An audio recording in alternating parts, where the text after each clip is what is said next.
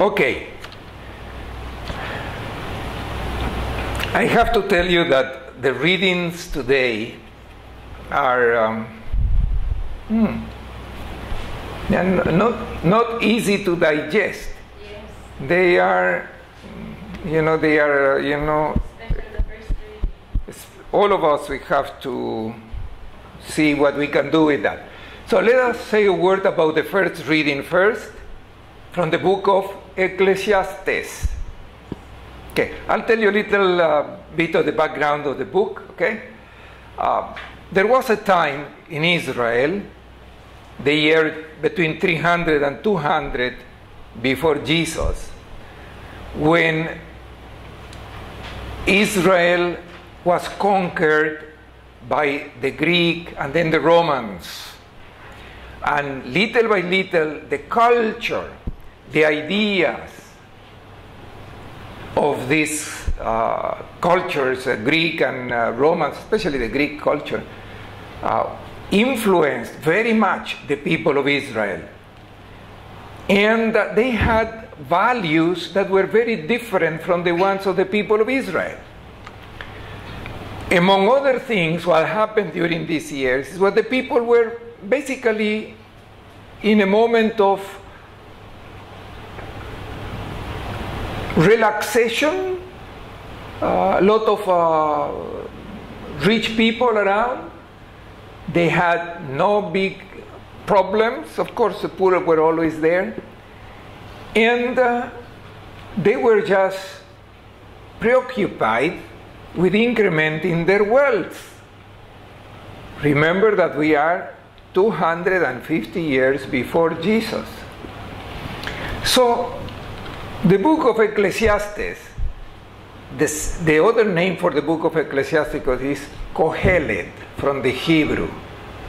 Is Kohelet, because we have Ben Sira also, a similar book, Ecclesiastes, Ecclesiasticus. There are similar names, so we prefer to give the Hebrew name for this book, Kohelet, which means basically the teacher. It's a teacher. So this is a wise man. He puts himself at a distance and begins to observe the society of his time. And when he observes, he sees people that are just worried about increasing their wealth, their well-being, and they have forgotten about God. And so he writes, he's a teacher. He looks at that and says, what are you guys doing? He says, you spend so much of your time and effort in acquiring things, in getting rich and then richer and richer, and then what for? It's all wind.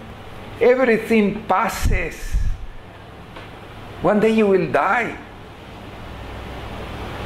So the words that begins today are very famous words of the book of Kohelet. Vanity of vanities, and all is vanity. I remember when we were studying Greek, we had to study 5 years of Greek in the seminary. The professor asked us to learn by heart this original book, some of parts of that. And I remember because it's in Greek, it sounds kind of nice, Matayotes, matayotetos, kaipanta matayotes. Vanity of vanities, of all vanities. And I think I became, a vanity with myself, just learning on that. And one day, I was in United States as a student, but we were playing football. And in the team, there was a man from Greece. I was goalie, he was playing at the back, so we were very close. And then one day I just wanted to, to impress him. And I went to him and I said, vanity of vanity, but in Greek. Matayotes, matayotetos, kaipanta. And the guy looks at me and says, what are you talking about? Because the Greek that was used in the New Testament is called the Greek koine, is the way people spoke at that time. Nowadays, the language that they use in Greece now is different. I mean, still more or less, the same roots, but these are talking in very ancient language. Anyway, it's part of vanity of myself also at that time. So, it's a book that I would like you to read. If you have the Bible, read it, because it's advice to people who are so worried about the material things that they forget about God. The only problem that Kohelet had was that he didn't have an answer for what happened when you die. At that time, there was no knowledge about the resurrection, the message that Jesus will bring. Okay, so this is the first reading. Now, I brought with me another Bible today.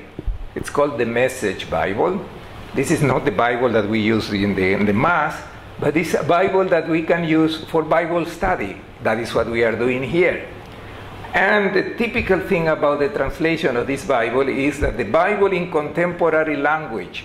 So these professors who are very good in the original languages, and they are very good in English, so they retranslated the Bible in the way people speak today, especially in the United States.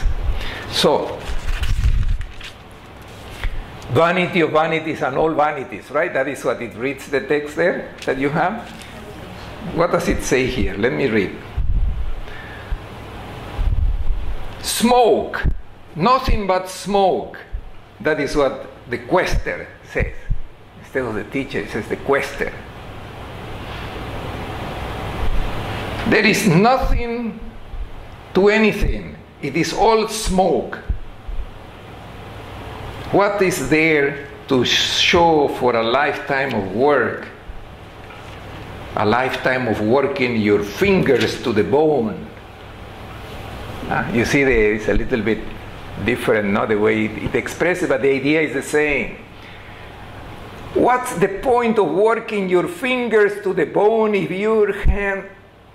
you hand over what you worked for to someone who never lifted a finger for it? Smoke. That is what it is. A bad business from the start to finish. So, what do you get from a life of hard labor? Pain and grief from dawn to dusk. Never a decent night's rest. Nothing but smoke. Okay. When you read the Bible like that, it sounds different. It's meant to sound different, but it's also meant to speak in a language that you can understand today better. So, this is our man here that lived about the year 220 before Jesus. Kohelet means the teacher who brings the people, the assembly together. And let me read this part here. All is vanity. He repeats 25 times in the small book, this one. And he says, at the end, we are stripped of everything. And this is how he concludes.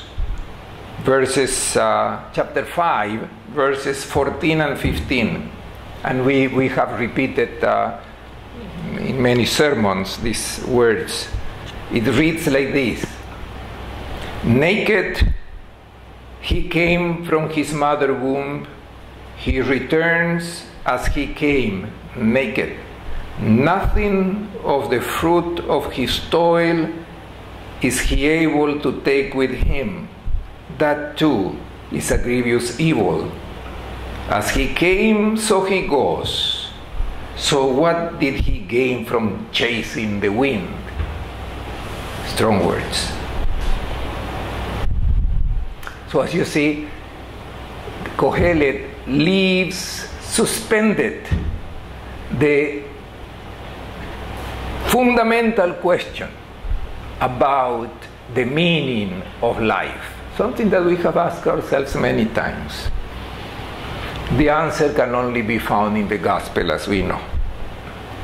Okay, so this is just a hint of about Kohelet. I have other quotations from him also. At the end he says, it's very interesting because he says, why do you worry so much about things that somebody else will profit? Enjoy your life. Try to, enjoy as much as you can, especially when you are young. He gives a lot of advice there. He says, wow, the Bible says that? Yeah, yes, it says that because he didn't have any other answer. Okay. But he is pointing the finger to the people who says, that's wind, that's nothing, you're silly. You toil and spend your life, the whole life for something, and you are never satisfied. You always want more and more. Because he was looking at the people of Israel, the Jews, some of the Jews that were trying to get rich and richer in his time. So this is the first reading today. Okay? Now,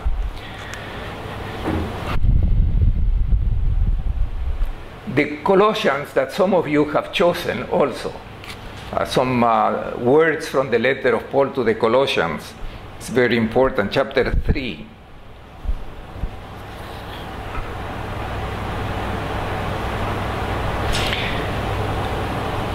Basically, it says, look for the things that are above. Be rich according to God. It's a continuation of the first reading, going a little bit deeper. We know how we are not going to be rich in the eyes of God, and he points that out in the reading as well. All the things that trapped us in this world. How do we know that we are rich for God? When we go through a transformation of ourselves. At the end of the second reading, Paul says, there is no more Greek or Hebrew, slave or master. We are all brothers. And you are rich before God when you remember that. Rich before God. Some people believe that they are rich before God because they say a lot of prayers, because they come to church often. Maybe us also. We try to be rich. Try to be good. We are here every day. We receive the sacraments. And then we think we are rich before God. Of course, these things are very important. But this, my friends, is like training. Like an athlete that trains for the battle, for the sports, where he wants to succeed. Our real test of being rich for God is when we walk out of the chapel. It's our real family life. It's the people with whom we work.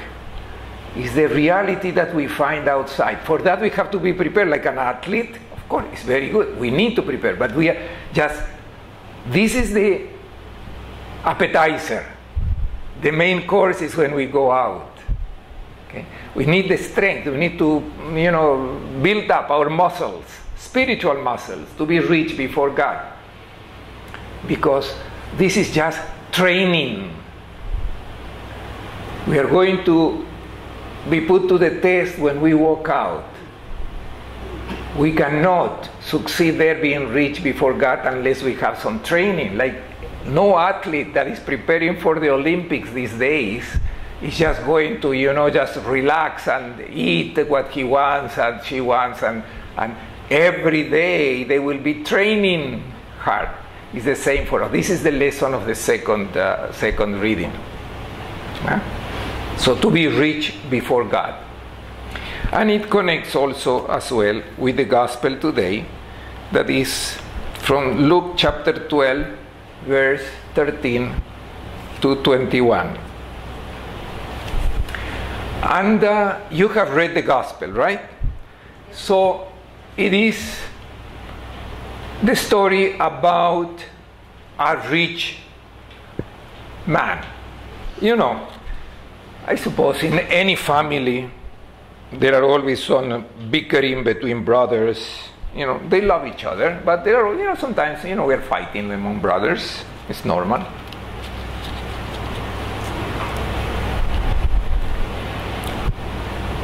We love each other, our brothers and sisters.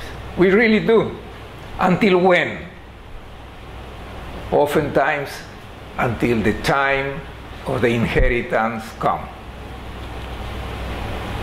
We know cases, you know, where something that has to unite us precisely divides us. We divide the inheritance, and we divide sometimes, you know. Okay.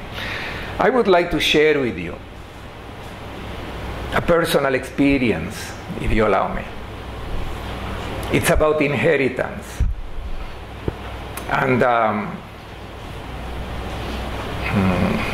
we were 5 brothers. One passed away when he was only 16 years old of leukemia. So we were 4. We are still 4 brothers. In 2008, I was in Macau, and they called me that my mother was really dying. I rushed, but did not arrive on time. And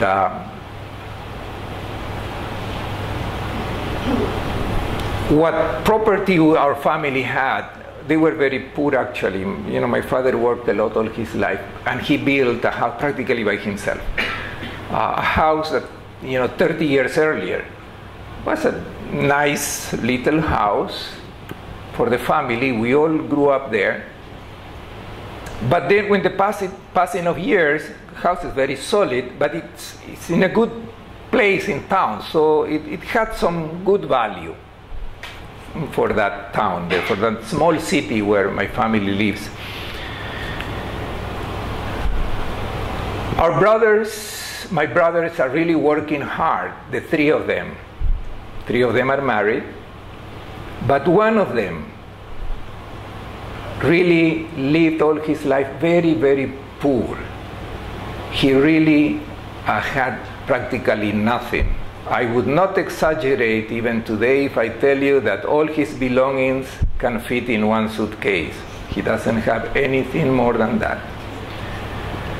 My parents were worried when this man married and had 2 children, because he was not sure, my parents were not sure that the children had enough food. So for many years, they helped him in any way, you know, out of their own poverty. They helped them to make sure that the kids will grow healthy, and they are. When in 2008, my mother passed away, my father had passed away before, so the only property that the family had was a house. So we gathered just when I was there, because they knew that I was going to be there only for a few days. They said, you know, what do we do? So we decided, you know, painful as it is, we have to sell the house, because, you know, they said, we are not going to use it. We have our own place already. So we tried to sell the house. And then we say, my brother said, okay, we are 4, so we divide into 4 the inheritance. I said, you know that I am in a congregation. I have no special needs. You know, my needs are taken care of. So, and you need much more than I do. You know, you have families. So, you know, count me out. You know, in a way, they expected that also. So there was not a big deal. It's a matter of fact. But then this poor brother of mine, he spoke, and he said, count me out also. We looked at him, and I said, why? You are the one who needed more. Between the 3 of them, you know, he was definitely the one who needed it more. And his answer was, well, for many years our parents helped me. I received my inheritance already. I do not want this part, because I feel that does not belong to me. I already received mine. Of course, the three of us said, no way. You're going to get what is yours, and you do what you want with it. Okay? And that is what happened. Now, if I tell you this story, because I think it is an exception, I don't think that it's something that happens very often. Oftentimes, when there comes a moment of dividing the inheritance, in the time of Jesus and also now, it's problems in the family. Okay, it is good if you find a friend of the family who could negotiate a little bit and help. Usually, it's a good help to find somebody from outside, but oftentimes there are deep hurts and quarrels that begin there at that moment that last, unfortunately, for a long time. And the gospel of today starts saying exactly this situation. When a man, I suppose he's the younger one, asks Jesus, hey, tell my brother. Jesus was a teacher, he was well respected, and said, tell my brother to share the part of the inheritance with me. The first reaction that we read in the gospel is that Jesus says, who am I to say? It's a kind of, Jesus is a little abrupt there.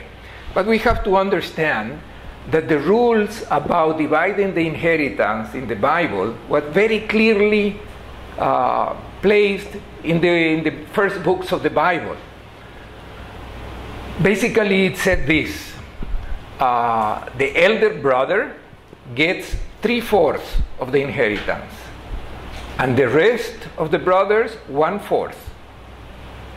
The reason is that the elder brother becomes the father figure, and he has to take care of all the girls, all the women, brothers, sisters, and any other needs. So that was the rule in general. But with the years, so many different casuistics, so many cases came with nuances here and there. And so what they did, they went to the rabbis to help them solve the problem. Okay? And the rabbis were very happy. Well, they of course knew the law and all the nuances there, and they had experience, but they also would get some money out of that. So they were very happy. And they usually, in the small towns that there were, the houses were very near one another. So there was a place, a gate to enter the village, and outside the gate there was a canopy, a place where the rabbis would sit, the judges of the city.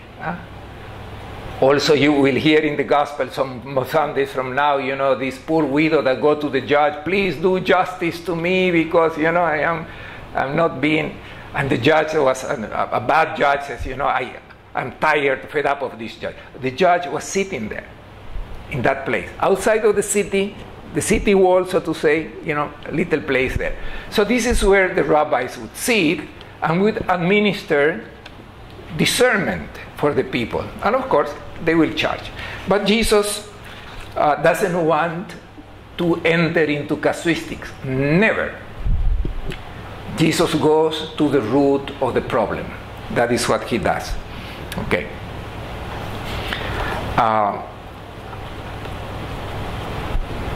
The problem is here about the goods of the world. Things that we have. Everything that we have, even the air we breathe. Everything under the sun that God has given to us.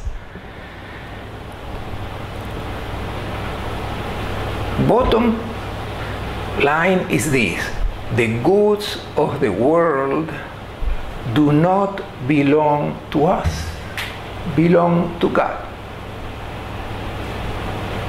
None of the goods of the world belong to us. We think that we are owners. We are just administrators. You might remember that sentence when they came with a coin to Jesus and they asked about paying taxes. And Jesus says, whose image is that? Caesar. And Jesus' answer was, give to Caesar and to God will belong to God. So people in general understand, okay, you have to pay your taxes to the government, that's fine. but then give also proper honor and glory to God. And that's one reading. Of course, it's okay. But I think that the answer of Jesus is trickier. Give to Caesar what is Caesar, and to God what is God. What belongs to Caesar? Nothing. Nothing. Everything belongs to God. And you have to administer. Of course, you have to pay taxes, you pay taxes. But everything with awareness that everything belongs to God. Okay? And God wants all these goods has given it to us to be allocated for all. So you see that not everybody has the goods of the world that they need. So there is something wrong here. And that is what Jesus talks about. Whenever we get attached to the goods of this world, whatever it is, they become an idol. And the idols that are being worshipped, and then we are not rich according to God, the second reading today. And more so, connection with the first reading, vanity, all is wind, empty winds, all is vanity. Okay. Now, then Jesus tells a parable. The parable of the rich fool man. Okay, you read the parable already. You know, he had a good harvest. So he said to himself, what I am going to do? Goodness gracious, now my barns are already full. I will build more barns. You know, and then I will say, relax. You know, now you can live happily ever after. And then God appears and said, you fool. Okay. So what do we see in this parable? We see three characters. One is the rich man. The other is God. And the third one, riches, the goods. That's all. So,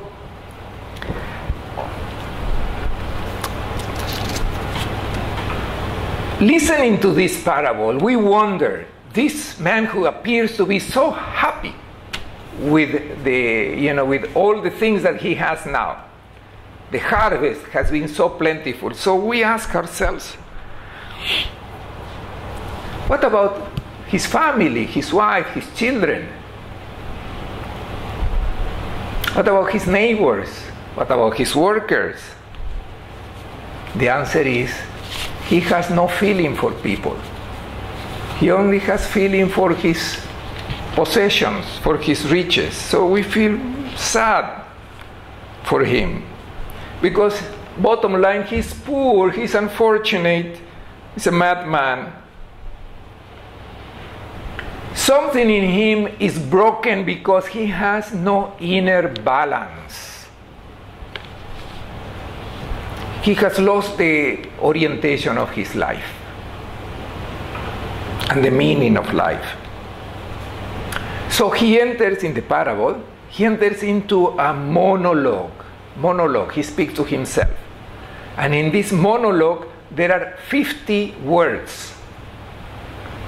And out of 50 words, 14 of them are I, mine, I, mine.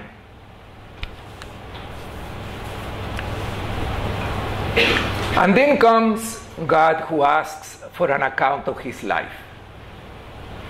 Fool, tonight you will die. What will happen with all your barns? Okay. Let me insist on this.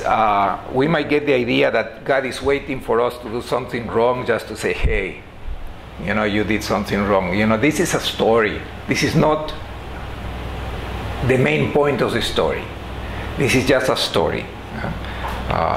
Because God does not do these things. Okay. Jesus introduces God in the parable to teach about what are the real values, the true values that is worthwhile to give our life for. And then what are the other values that are deceptive, so superficial? They are not important. Jesus comes to say this: the one who lives to accumulate assets is a fool.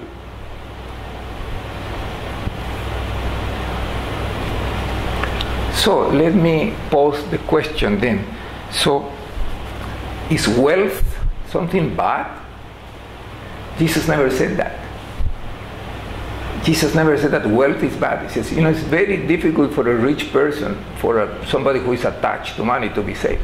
But Jesus has never condemned it. Jesus was different from some of the Greek philosophers of the time, who were also against this narrow-mindedness of people just to look for possessions and get richer and richer. And so some very important philosophers, Greek philosophers, they threw away all the riches in the river. They disposed of that. Jesus never did that, never asked anybody to do that, okay? To throw away. He did warn about the dangers of riches. And in verse 21 of today's reading, it says, he has amazed for himself and has not enriched himself in the sight of God. How do you enrich yourself in the sight of God? When you share. When you share all the goods that your intelligent, God's given gift have given you. Okay. Two ways that we can become blind by possessions, by goods, by riches. The first is when we think about ourselves only, enrich oneself alone without thinking of others. What is incompatible with the gospel is not just money, it's greed. Greed is when you have more than what you need and you do not share it. Because greed also always wants some more. It's an insatiable desire to get more and more.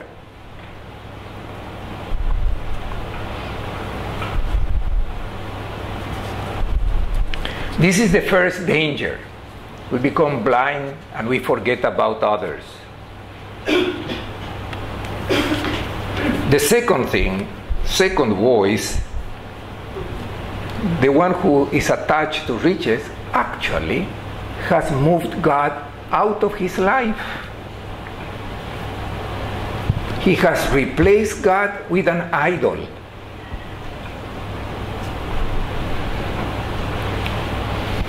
And what happens when you remove God from your life and you are self-centered and you are possessed by greed is something very interesting, important.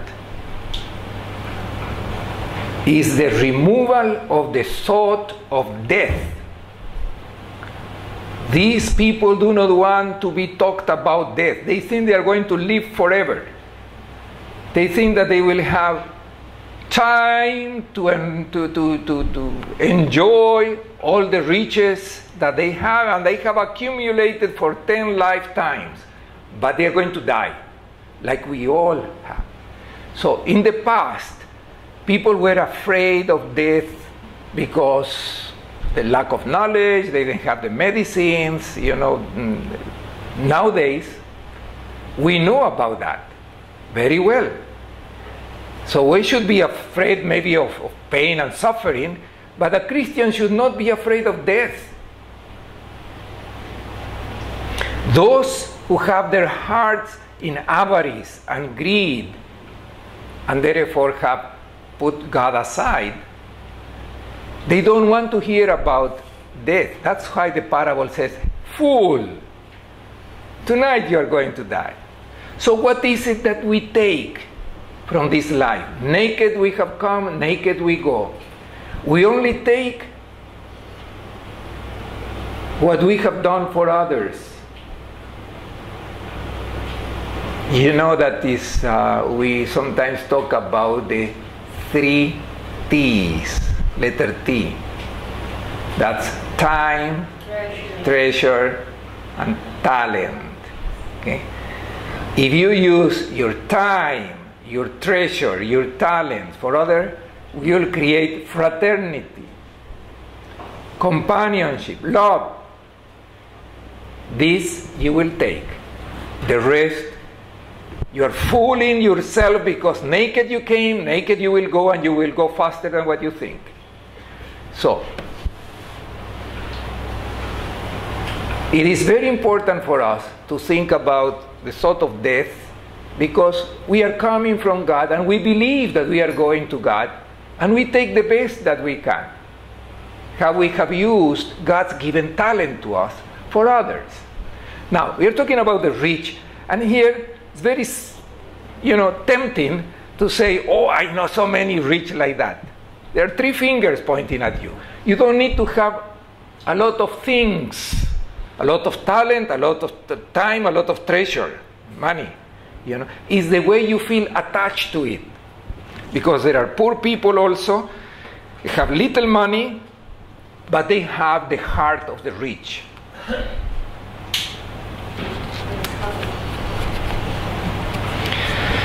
So we have to be aware that the treasures of the world are treacherous. They do not accompany us to the other life, the most important part of our life. This life is training only.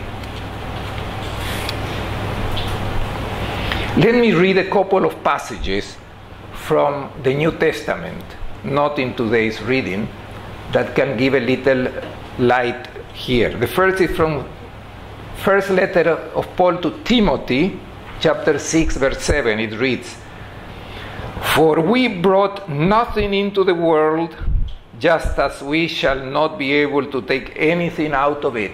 It's an echo of the first reading today.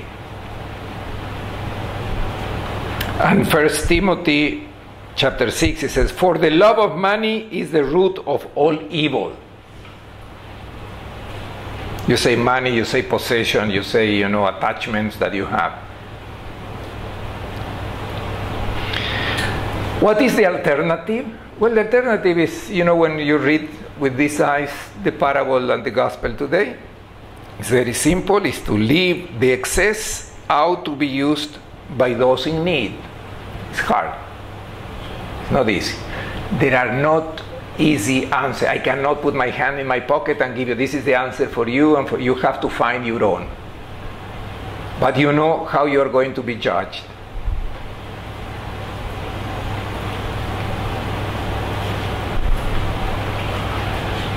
The one who gets more than needed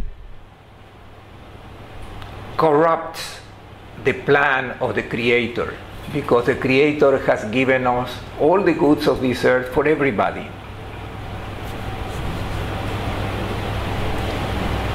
The social doctrine of the church in 1890 with Leo XIII until Pope Francis is very clear about that.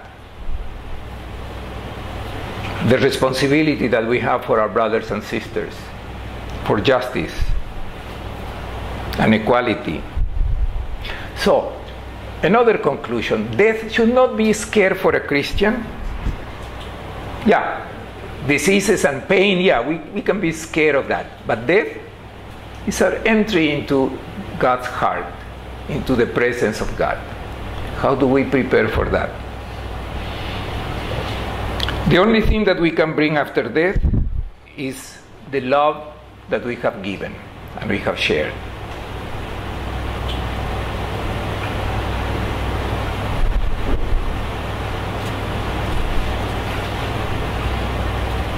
I think the gospel of today in this context, more than a Bible class, it is a kind of a mea culpa, because who is not attached to the goods of this earth? Some more, some less. Some have been doing that forever. I was once told a little story about why some people just are never satisfied. They always want to possess more, poor and rich alike. And then this is just a story, it has nothing to do with the gospel. But it says, some people when they are born with the fist like this, and some are born with the fist, like that. So it's just, a way of saying, that is how we have to be. All our attachments to things, the things that we need, we can have and enjoy that because we're given to us. But when the things that we do not need, the things that we have and we do not need, do not belong to us. Actually, nothing belongs to us. We are just administrators. But the things that we do not use need to be shared. How? I don't know. But that has been the doctrine of the church for thousands of years. And we all have accumulated more than what we need. Persons, families, countries, institutions. We have to be able to put that for the service of others. This is the only thing we can bring with us. When I was in Macau, we had a very good cook, Tess. You know her, she has been here many times. And then also she likes to have a lot of pots in the kitchen. It's always, the kitchen is full of things. I said, Tess, at the end of the year, anything that you have not been using during this year goes out. Anything that you have not used does not belong to us. So make sure that you send it out. No. For some people it's easier, for some others it's a little bit more difficult. That's why the gospel is always looking, where the shoe hurts. And we know our personal situation, our family situation, but the gospel is clear. And it's very liberating when you feel yourself administrators and not owners, because you will be much freer, and you will be rich in the presence of God.